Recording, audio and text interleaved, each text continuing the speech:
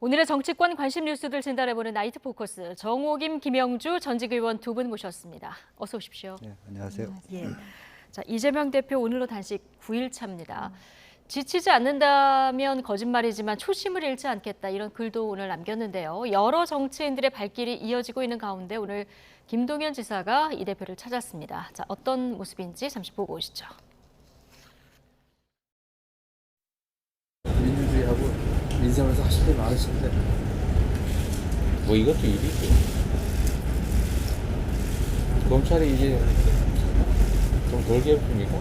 저는 당하게 한데 아직도 아직도 압수수색가 있어요. 직원들 불러다 조사하고 그러죠. 상위 행정이나 적극 행정은 거의 이제 기대하기 어렵고 시키는 것도 꼭 써놓고 할 일이 얼마나 많으신데 우리 방법이 없지 않습니까? 오죽하면 이러겠습니까? 공동체에는 질서와 최저선이라고 하는 게 있는데 그걸 통째로 다 무너뜨리고 있습니다. 대놓고. 네. 자, 단식 9일차 이재명 대표 모습 잠깐 보고 오셨는데요. 오전에 페이스북에 시간이 지나면서 말이 줄어들고 대신 듣고 생각하는 시간이 좀 늘어난다 이런 글을 적기도 했는데요. 김동연 지사가 좀 할 일도 많으니까 거두시라 이렇게 만류를 해도 지금 보면 글도 그렇고 지금 대화 내용에서도 그렇지만 단식 계속 이어갈 것 같은 분위기죠. 네, 더군다나 이제 내일 검찰 들어가야 네. 되지 않습니까? 그러니까는 계속 하겠다는 의지를 피력할 수밖에 없는 상황이라고 생각이 들고요.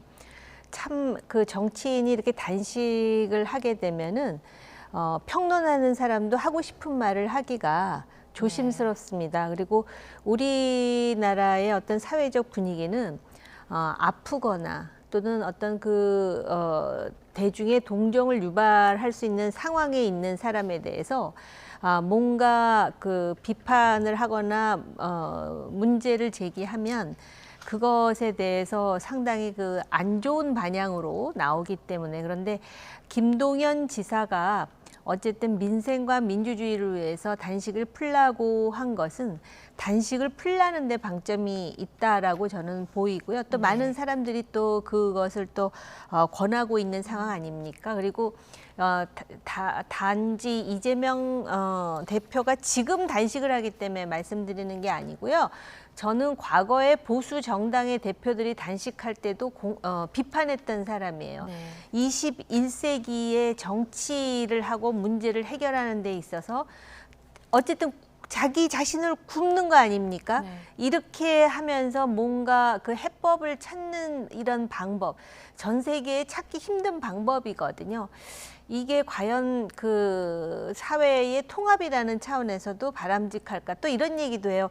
이렇게 단식을 하는데 왜 여당에서는 한 사람도 와가지고 위로하거나 그러지 않느냐 하는데 지금 또 그 여당의 그 자세를 보면 절대로 할 상황이 아닌 것 같아요. 할 생각도 없고요. 그렇기 때문에 아무리 양극화되고 대화가 지금 완전히 그 제로가 된 상황이라 하더라도 그래도 국민이라는 주권자가 있으면 그 국민들이 신뢰를 하고 또 어쨌든 그 안심을 할 수 있는 방법을 정치인들이 여가 됐든 야가 됐든 찾아나가는 게 맞지 않나 네. 그런 생각이 개인적으로 들었습니다. 예. 그러나 지금은 접점이 보이지 않는 이런 좀 네. 상황이 이어지고 네. 있는데요.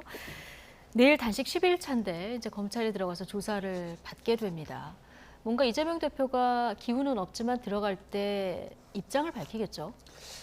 지금 얘기로는 들어갈 때 입장을 안 밝히는 쪽으로 얘기를 하고 있는 것 네. 같습니다. 실제적으로 보면 이제 몸도 많이 지쳐 계시고 그래서 아마 정문보다는 후면을 통해서 들어갈 가능성이 많고 네. 약식으로 여러 가지 어떤 질문도 검찰 입장에서 원래는 200페이지 넘은 것을 150쪽으로 예. 추각해 왔고 중간에 뭐 차담이라든지 이런 것들도 좀 줄이는 그런 것이고 또 검찰 입장에서도 만인의 사태를 생각해서 그래서 앰뷸런스라든지 의사도 대기시켜 놓는 그런 부분인데 다만 이제 양쪽에 부축할 만한 의원들 몇 사람만 대동하고 들어갈 가능성이 많다.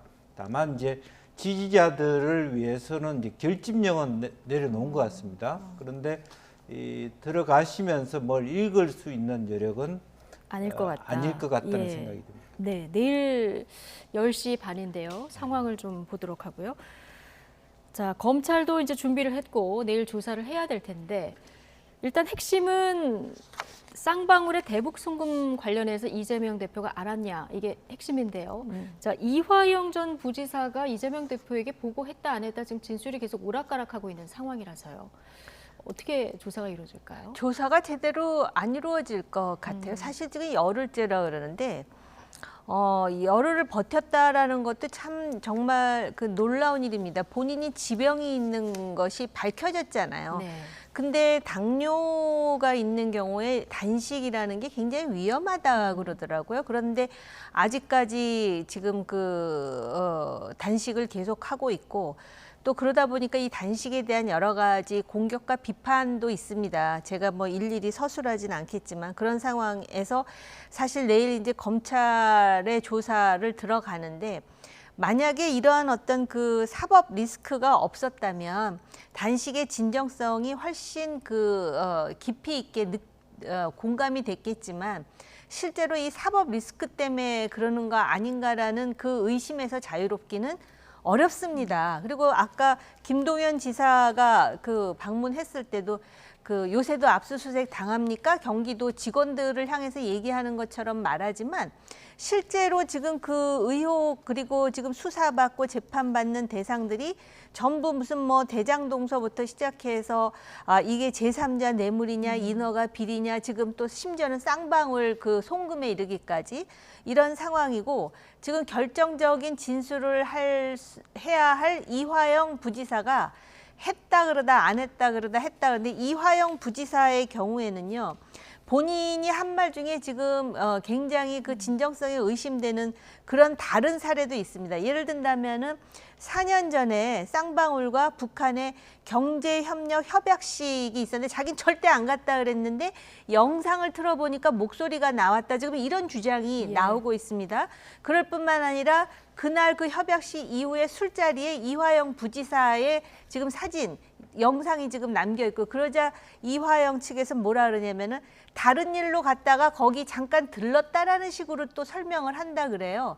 근데 과연 그런 것에 대해서 얼마만큼 그 신빙성이 인정될 수 있을지 모르는데 그런 일도 있는데 지금 이재명 대표에게 보고했다라는 것을 처음에는 절대 안 했다 그러다가 그다음에 보고한 것처럼 진술을 했다가 지금은 또 보고한 바가 없는데 검찰이 강압적으로 수사를 해서 내가 할 수 없이 했다고 또 편지를 쓰지 않습니까?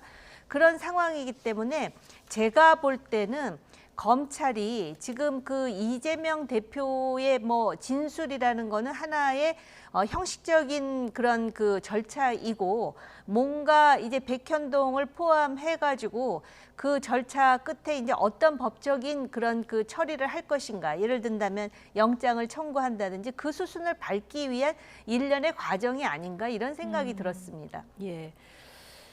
자, 백현동 사건하고 대북 송금 의혹을 묶어서 검찰이 영장을 청구할 가능성이 크다 이렇게 전해지고 있는데 그 시점이 어느 시점이 될 거라고 예상하십니까? 뭐 기본적으로는 이제 이번 주 조사가 마치면 다음 주 정도는 영장을 준비하고 그래서 국회에 늦어도 그 다음 주 정도는 돌아오지 않을까. 보고를 마치게 되면 뭐 21일이나 23일 정도 표결을 하는 추석 전에 표결이 이루어질 23일이나 가능성도 25일 있군요. 정도 표결을 하는 이제 그런 시점으로 돼서 아마 18일 전후가 말하자면 청구 시점이 될 수 있다. 15일에서 18일 그렇게 보여지고 있고도 기본적으로는 아마 이제 이번 내일이 어찌 보면 공식적으로는 이렇게 벌써 5번째 출두거든요. 이제 검찰도 더 이상 체력적으로는 내용적으로 이재명 대표가 더 이상 조사에 응할 수 없는 상태에 가고 있지 않느냐. 그래서 마무리를 하지 않겠나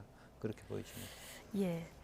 자, 어쨌든 이재명 대표 단식 중에 내일 조사도 받아야 되고요. 좀 단식 계속 이어갈 움직임을 보이고 있는데 국민의힘이 수산물 판촉 행사를 오늘 국회에서 열었는데요. 공교롭게도 이재명 대표가 단식 투쟁하는 곳에 한 100m 정도 떨어진 곳이더라고요.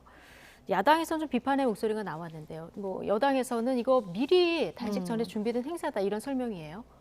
네, 그 지금 후쿠시마 오염수 처리된 오염수를 방류하는 것 때문에 수산업자들의 시름이 크고 그러다 보니까 이제 책임 여당으로서 그리고 보통 이렇게 이제 그 한가위 즈음에 뭐 여러 가지 농산물이라든지 그러한 그 행사를 합니다. 그리고 또 뭐 여당 주장에 따르면 이미 예정된 그런 행사였다고 하니까 그리고 100m라 그러는데요. 사실 100m는 뭐 야당에서는 굉장히 가까운 거리라 하지만 100m는 그렇게 가까운 거리는 아닙니다, 솔직히. 네. 근데 문제는 그 행사에 있는 것이 아니라 그 의원 한 사람이 네. 뭐 고등어와 전복을 좀 와서 드시라 뭐 이런 식으로 예, 저희가 그래픽을 준비했는데 한번 보고 오실까요? 네. 안병길 국민의힘 의원이 SNS에 이런 글을 남긴 겁니다. 이 대표는 들러서 맛도 좋고 영양도 좋은 우리 고등어와 전복을 드시기 바란다. 이것이 명분 없는 단식을 끝내고 괴담 정치에 대해서 우리 국민과 어민들에게 사죄하는 길이다. 이런 글을 올렸다가 좀 삭제했어요. 이 글 말씀하시는 거죠? 그렇습니다. 그러니까 아마 이제 그 이재명 대표의 단식이 명분도 실리도 없기 때문에 별로 그렇게 그 소위 대중적인 관심을 예상보다 받지 못하고 있다라고 판단하면서 이제 이런 글을 올린 것 같은데요. 네. 적어도 국회의원이라면 이러한 그 SNS의 메시지가 뭐 야당이나 뭐 이재명 대표의 어떤 그 뭐라 그럽니까?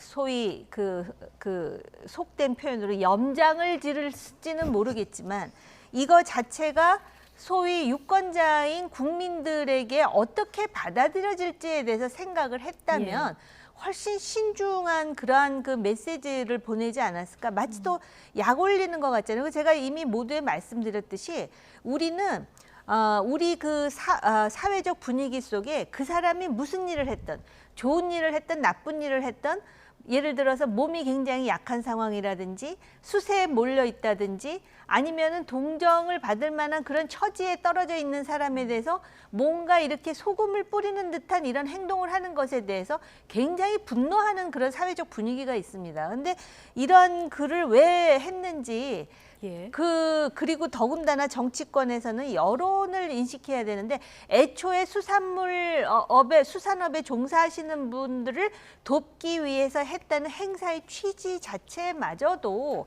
이것 때문에 굉장히 희석되는 그런 결과를 가져왔다라는 점에서 안타깝게 생각합니다. 과거에 그 자유한국당이었습니까? 김성태 원내대표가 두루킹 특검 때문에 그 단식을 한 적이 있었는데 그때 당시에 그 민주당 의원들이 위로를 한다고 와가지고 음식 얘기를 했다는 것 때문에 또 굉장히 그 문제를 제기하고 비판하고 그랬었는데 이건 아예 이렇게 SNS에다 대고 고등어와 전복 드시라 이렇게 말을 하면은 단식의 명분과 실리에 대해서 이렇게 문제의식을 갖고 있던 사람들도 진짜 너무하는 거 아니야 이런 생각을 들게끔 하는 저 행태가 정말 참 답답합니다. 이렇게 되면은 국민의힘의 그런 수산업을 위한 그런 행사 자체의 본질적인 의미마저 퇴색시킨다는 점에서 정말 딱하다는 생각밖에 안 들어요. 그러니까 이 행사를 준비하는 분들은 오히려 이제 시식도 줄이고 준비를 했다는 거고요.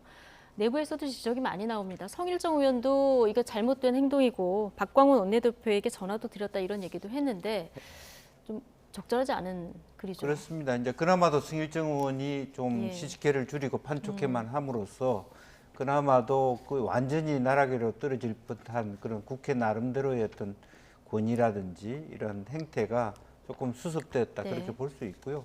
저런 부분은 좀 뭐 행사 자체가 이미 계획된 거고 하는 것은 하지만 최소한 서로 간에 그야말로 어떤 그 조롱거리가 되는 그런 행태는 매우 부적절하다 그렇게 보여지고 오히려 수산물 판촉하는데 피해를 보고 계시는 어민들이나 이런 분들에게도 좋은 영향은 아니다 그렇게 봐야 되겠죠. 네.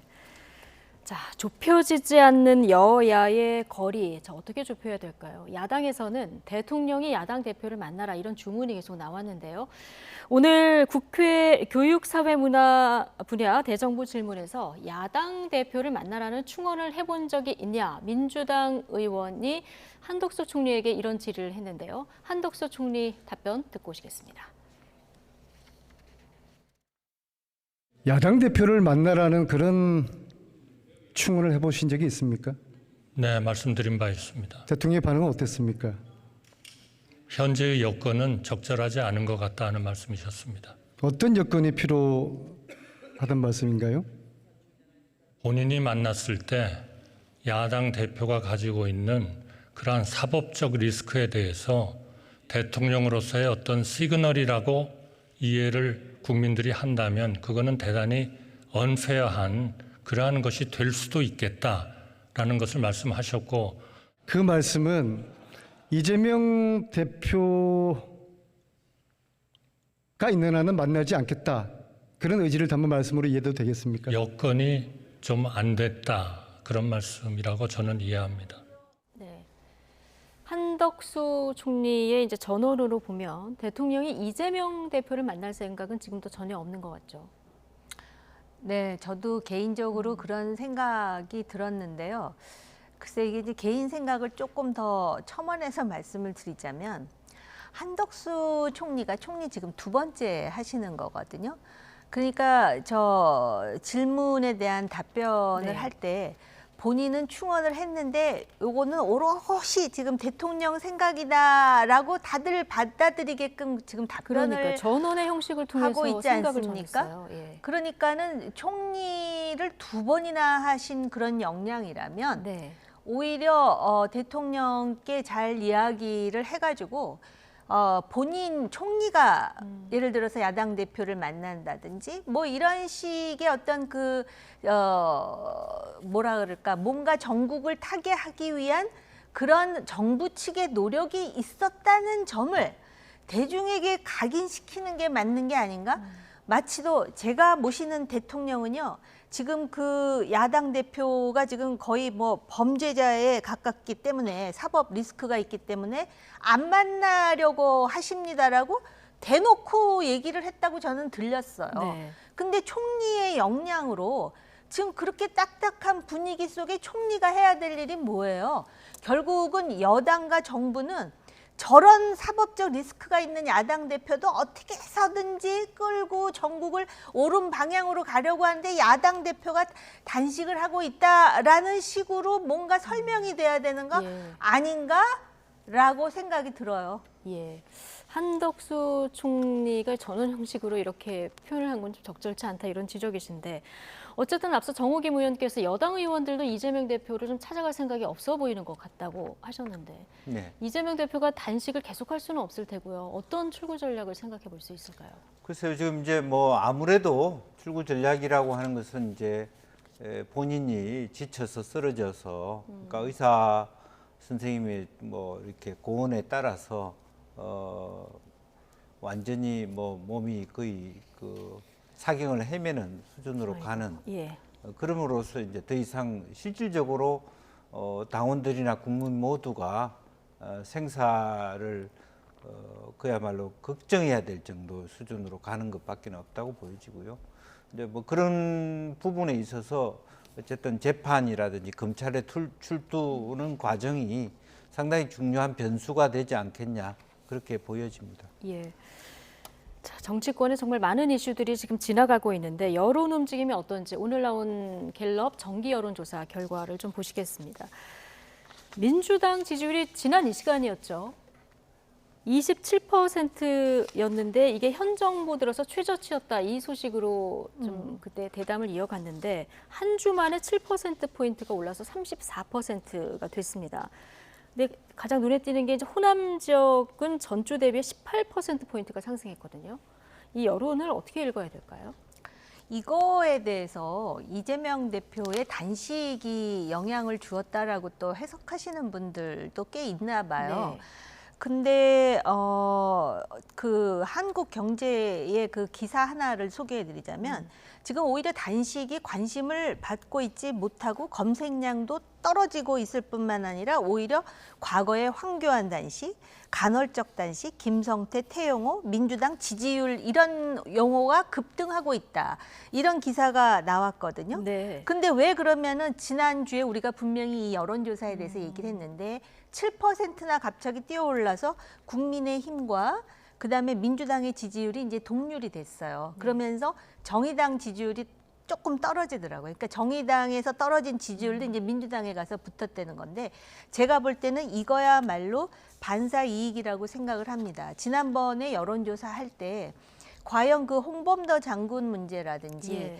또 그 해병대 상병인 최상병의 그 죽음과 관련된 박정훈 대령 그 문제 예. 이런 것이 완전히 그 제대로 다 반영이 되었느냐를 한번 우리가 좀 따져봐야 되는데 왜냐하면은 지금 그 이재명 대표의 정치인으로서의 지지율을 보면은요 지금 10%대로 떨어져서 19%가 나오고 있지 않습니까? 예. 저희가 다음 그래프로 준비를 네, 그러니까 그 해봤는데요. 얘기는 그 다음에 예, 하더라도 아니요, 같이 보죠. 네. 장내 정치 지도자 선호도 이거 갤럽에서 3개월에 한 번씩 발표하는 수치인데 이 수치 말씀하시는 거죠? 네, 맞습니다.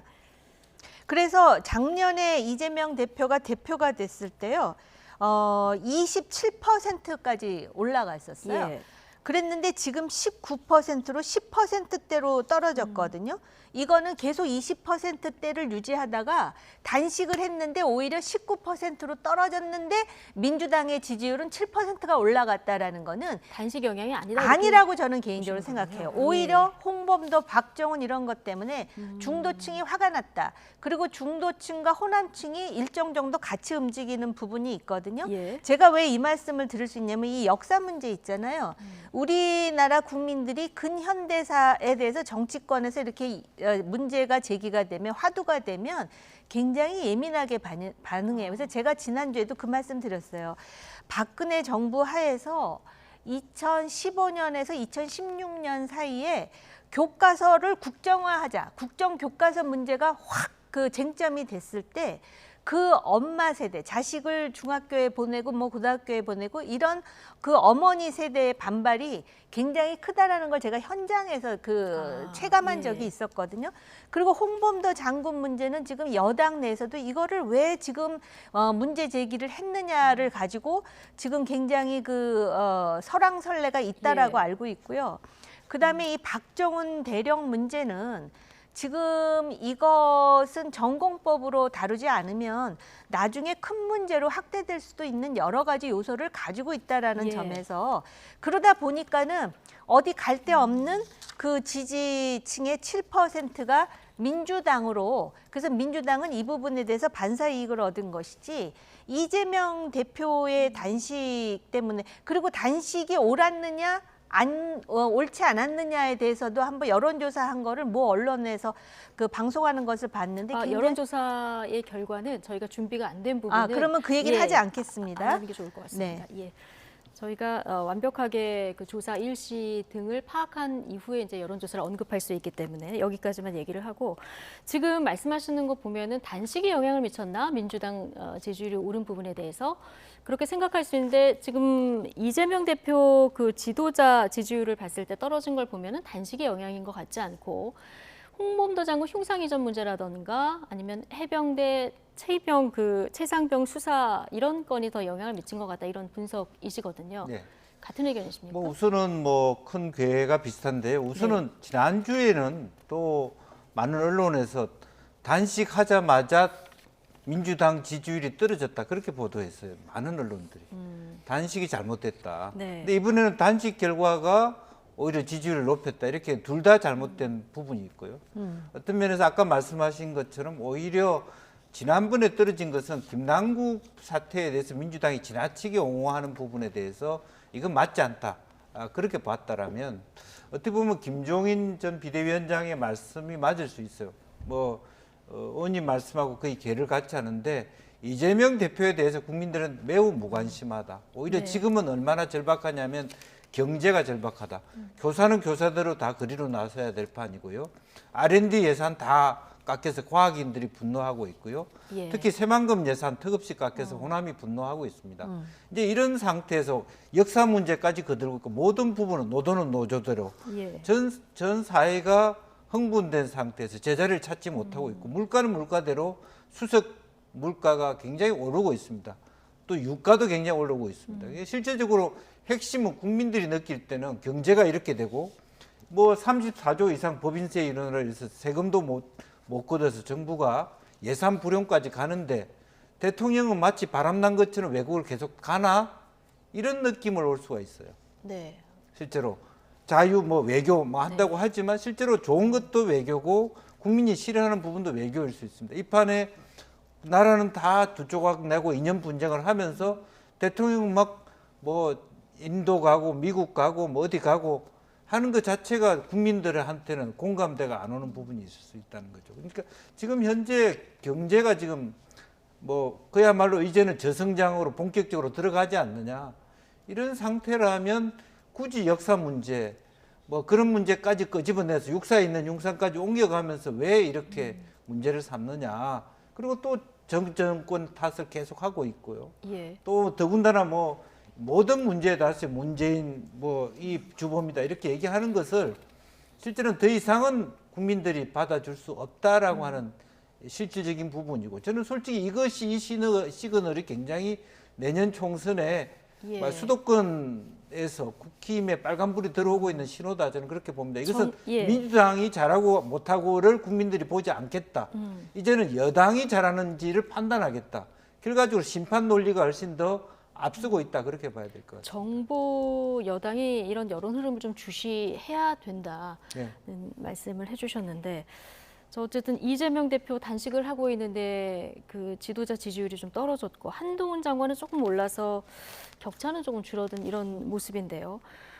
어쨌든 한동훈 장관과 민주당 국회에만 나오면 이제 앙숙인데 오늘 안민석 의원과 또 설전을 벌였습니다. 자, 어떤 발언을 주고받았는지 잠시 보고 오시겠습니다.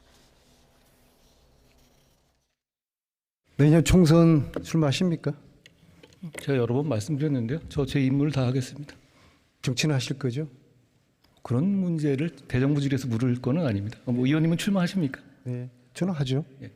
잘 되길 바라겠습니다. 그런 답변 태도가 문제입니다. 시중에 한 장관의 별명을 제가 말씀드릴까요? 그 의원님이 지으셨는지 모르겠습니다만요. 지금 여기서 좀 건설적인 질문과 답변이 오갈 수 있었으면 좋겠습니다. 일련의 불손한 태도에 대한 사과를 제가 정중히 드릴 기회를 주려고 했던 것인데 그 얘기를 안민석 의원님이 하시는 게 참 이상합니다. 장관은 사과할 기회를 드릴 테니까는요. 안민석 위원님이 그런 말 하시는 거 좀 국민들이 우습게 보실 것 같지 않습니까? 위원님은 민원인에게 욕설을 하신 분 아닙니까? 아니 그런 분이 와서 제가 위원의 질문에 답하는 거에 태도 논쟁을 계속 하시겠다는 거, 저는 국민들께서 수긍하시지 못할 거라고 생각합니다. 자, 국정에 대한 질의응답이 오가야 되는데요. 총선 출마하십니까로 시작해서 한 5분간 이렇게 좀 신경전이 있었습니다. 어떻게 보셨어요? 그러니까요. 지금 우리 김 앵커께서 말씀하셨듯이 총선 출마하십니까로 질문했을 때부터 이제 그 스텝이 꼬이는 거예요. 네. 왜냐하면은 법무장관이잖아요. 그럼 법무행정과 관련한 날카로운 질문을 국민을 대표해서 해야 되는데 애초부터 그러면서 그런 답변 태도가 문제입니다. 시중에 한 장관의 별명을 제가 말씀드릴까요? 이렇게 나오니까 물론 지금 한 장관의 저 태도 있잖아요. 답변하고 이렇게 또 반어법으로 질문하는 태도에 대해서도 제가 점수를 주진 못하겠어요. 근데 참 아는 것도 많네요. 과거에 그 안민석 의원 욕설한 거를 욕설하지 않았습니까? 하니까 저도 주마등처럼 과거에 참 이런 일이 있었지 하고 생각이 나요. 근데 이제 기본적으로 우리나라 국회의원들은 국민을 대표하기 때문에 하면서 지난 정부 때 이렇게 과거를 반추해 보면은 굉장히 국무위원들한테 굉장히 무례한 부분이 많았어요. 근데 그걸 막 감수하는 그런 관행이 있었는데 이제 그게 싹 바뀌어버린 거예요. 그러니까는 그냥 한마디 하면 두 마디로 그냥 갚아주는 식의 그런 어떤 국회에 새로운 관행이 생기는데 그거 자체도 바람직하지 못한데 그러기 위해서는 저 안민석 의원과 한동훈 법무장관의 질의응답을 보면 국회의원들도 참 자기 스스로를 많이 성찰해야지 자기 거는 묻어놓고 상대방을 질타하려다가는 오히려 되를 주고 말로 받겠구나라는 생각을 하게 하는데 근데 이제 한동훈 장관 조금 전에 우리가 이재명 대표와 그 지도자로서의 지지를 보니까 애초에 한동훈 장관은 작년에 4%에서 시작을 했더라고요. 그래갖고 지금 12%까지 올라갔지 않습니까? 그래서 이재명 대표와의 간극이 한 자릿수로 됐어요. 그러면 본인이 정치를 나가든 나가지 않든 조금 묵직한 그러한 어떤 그 태도가 국민들에게 더 신뢰를 주고 기대를 주지 않을까라는 아쉬움이 있는 것은 사실이에요. 예. 자, 한동훈 장관 좀 묵직하게 대응을 했으면 좋겠다는 또 바람까지 얘기해 주셨는데 국민의힘 지금 수도권 인재란 얘기가 계속 나오고 있는데요.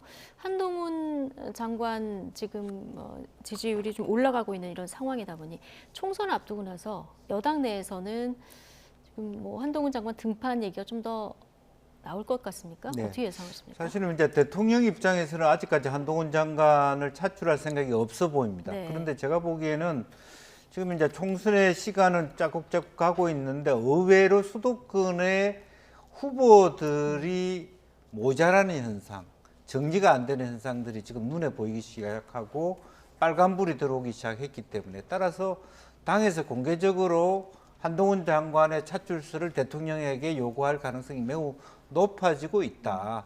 사실은 한동훈 장관 개인의 의지와 상관없이 경우에 따라서는 대통령의 입장이 선회할 수도 있다. 지금까지는 한동훈 장관이 총선에 나올 것처럼 보여지지는 않아요. 네. 그러나 지금 계속 이런 여러 가지 대내적인 상황이 결코 국민의힘에 호락하지 않고 만약에 만에 하나 내년 총선에서 지금 이제 김태우 강서구청장 후보 공천을 비롯해서 김태우 구청장 후보가 보궐선거에서 지고 내년 총선에서 가반 획득이 안 됐을 때 그 다음에는 윤석열 정부가 굉장히 쉽게 휘청거릴 수 있기 때문에 실제적으로 대통령으로서 고민하지 않을 수 없는 그런 지점이 올 수도 있다. 예. 따라서 지금 현재로는 출마를 생각하고 있는 것 같지는 않아 보이지만 결국에는 당의 강력한 요구에 의해서 차출될 가능성도 열려 있다. 저는 그렇게 봅니다. 네.